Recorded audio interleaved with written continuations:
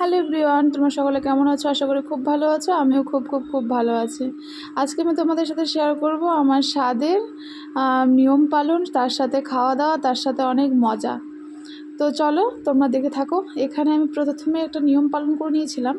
সেটা তোমরা সকলেই জানো যে প্রদীপ আর শিল দেওয়া থাকে। তো আমি এখানে শিল তুলেছি কি প্রদীপ তুলেছি সেটা তোমরা দেখলেই, প্রদীপ তুলেছি আমি।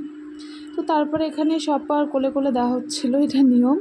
আমার বড়মশাই নিয়েছিল, তারপরে মা, তারপরে আমার মা, সকলে মিলে নিয়েছিল। তারপর শেষে আমার কোলে দিয়েছিল, আমি ওটা কোলে নিয়েই খেতে বসেছিলাম। প্রদীপ দেখে তো অনেক অনেক অনেক খুশি হয়ে গিয়েছিলো, আমার বড়মশাই অনেক খুশি হয়ে গিয়েছিলো। তারপরে আমি এখানে খেতে বসে গিয়েছিলাম। এখানে এক এক করে আমাকে সবাই আশীর্বাদ করছিল। এখানে আমার মাসি শাশুড়িরা ছিল, তারপরে এই যে আমার বড় যা, এটা আমার ছোট মাসি শাশুড়ি। এখানে সকলে আমাকে আশীর্বাদ করছিল। সকলের আশীর্বাদ পেতে বেশ ভালোই লাগছিল, তার সাথে গিফট। এটা এটা আমার হচ্ছে দাদা ভাইয়ের বড় মা। তারপরে এখানে মা বাবা চলে এসেছিলো, বাবা আশীর্বাদ করে আমাকে টাকা দিয়েছিল, তো খুব খুশি হয়ে গেছিলাম।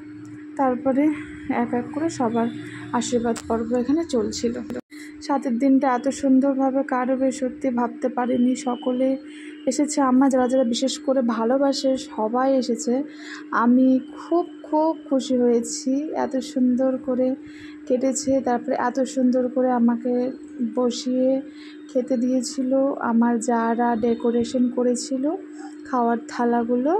এখানে আমাকে খেতে দিয়েছিল 5 রকমের ভাজা, স্যালাড, তারপরে ডাল, চিংড়ি মাছের মালাইকারি, ছোটো মাছের চচ্চড়ি, পাবদা মাছের সর্ষে পোস্ত, তারপরে এখানে কাতল মাছ ছিল, মাথাও ছিল, 5 রকমের মিষ্টি ছিল, তারপর ছিল পনির পোস্ত, পটল আলুর তরকারি, তারপরে ছিল দই, মিষ্টি, চাটনি, সাথে ছিল পায়েস। পায়েস তো স্বাদের লাগবে, ওটাই তো মেন।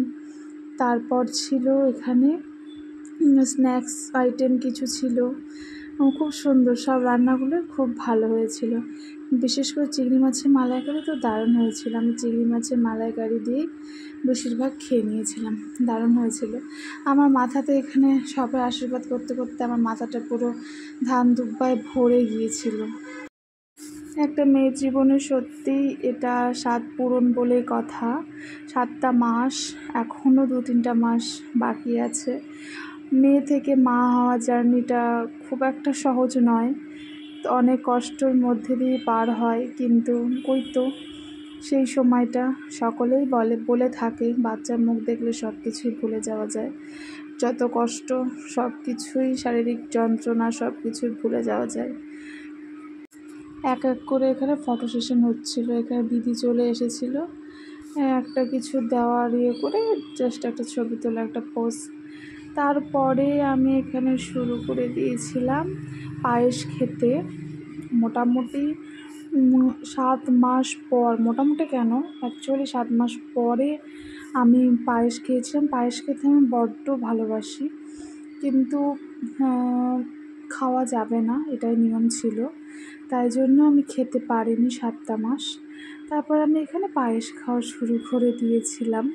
পায়েসটা পুরোপুরি কমপ্লিট করতে পারিনি, যতটা পেরেছি খেয়েছি।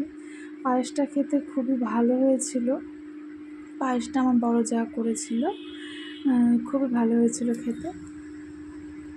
আমি এখানে খাচ্ছিলাম আর বলছিলাম যে 7 মাস পর খাচ্ছি পায়েস, ও দারুণ মজা। আমি পায়েস জাতীয় জিনিসটা খুব ভালোবাসি, পায়েস, পিঠে, এইসব জিনিস। তারপরে এখানে আমার মা আমাকে মাছের মাথা খাইয়ে দিচ্ছিলো, এটা একটা ছবি তোলা হচ্ছিলো। তারপরে আমি ভাজতে ভাগনা সবার মুখে আমি মিষ্টি দিচ্ছিলাম, সবাইকে মিষ্টি খাইয়ে দিচ্ছিলাম। সেগুলোরও সব ছবি হচ্ছিলো, ছবি তোলা হচ্ছিলো। তারপরে এখানে মামি এসে আমার মাথাগুলো সাফ করে দিচ্ছিলো, মাথার সব ধান দুব্বাগুলো। আমি এবার খাওয়া শুরু করেছিলাম। প্রথমে আমি শাক ভাজা দিয়ে শুরু করেছিলাম। মানে 5 রকম ভাজার মধ্যে ছিল শাক ভাজা, মিষ্টি কুমড়া ভাজা, পটল ভাজা, আলু ভাজা, কাঁকরোল ভাজা, আরও 1-2 রকম ধরনের ভাজা ছিল। তো সবগুলো রান্নাই খুব খুব ভালো হয়েছিল, আগেই বললাম। আর খুব শান্তি মতোই খেয়েছিলাম। বাট সব তো খাওয়া যায় না, ওই সময় যেগুলো অল্প অল্প করে সব কিছু থেকে খেতে হয় সেটাই আমি খেয়েছিলাম। আর এর সাথে আমার ফটো সেশনও চলছিল খেতে খেতে।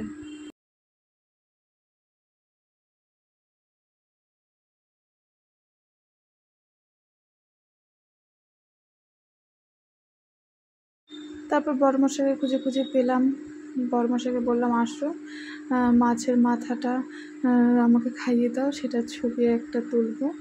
তো সেখানে ও এসে নিয়ে মাছের মাথাটা আমাকে খাইয়ে দিচ্ছিল, তার ছবি তুলছিল, আর প্রচণ্ডই আমার হাসি পাচ্ছিল। আমি যে দেখো দেখো গায়ে ফেলো না যেন। তো ও লজ্জা পাচ্ছিলো, সকলে ছিল তাই। তো তারপর আমি আবার খাওয়া দাওয়া শুরু করে দিয়েছিলাম। এখানে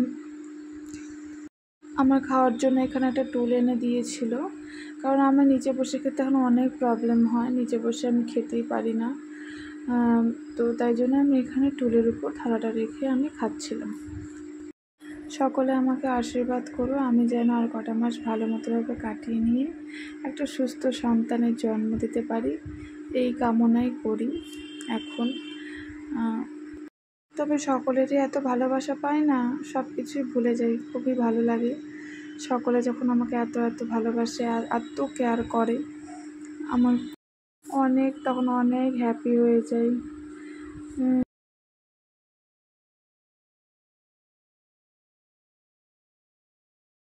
অ্যাট লাস্ট মোটামুটি খেতে খেতে আমি খেতে পারছি না, আমি বলছিলাম এই যে আমার পাতের অবস্থাটা ছিল, সেই অবস্থায় মানে মোটামুটি টুকরে টুকরে কিছু খেয়েছি। তারপর বাইরে চলেছিলাম, এখানে সবাই বাড়ির সদস্যরা খেতে বসেছিল। এই যে আমার বর খাচ্ছে, এখানে ভাস্তিরা খাচ্ছে, এখানে আমার জারা খাচ্ছে, এদিকে আমার শাশুড়িরা আর মা খাচ্ছে, এদিকে সবার খাওয়া দাওয়া শেষে সবাই শুয়ে আছে। এখানে মা, মামি, বড় মা, দিদি, মামি সকলে শুয়েছিল। তারপর আমি রাতের খাওয়া দাওয়াটা এখানে শেষ হয়েছিল। রাতের খাওয়া দাওয়ার সময় অনেক হাসি মজা করে সকলে মিলে খাওয়া দাওয়া করছিলাম। তো ভিডিওটি কেমন লাগলো সবাই জানিও, ভালো লাগলে পেজটি ফলো করে দিও, লাইক কমেন্ট শেয়ার অবশ্যই করো। দেখা হবে আবার নতুন কোনো ভিডিওতে। সকলে ভালো থাকবে, সকলে আমায় আশীর্বাদ করো, সকলে পাশে থেকো। টাটা।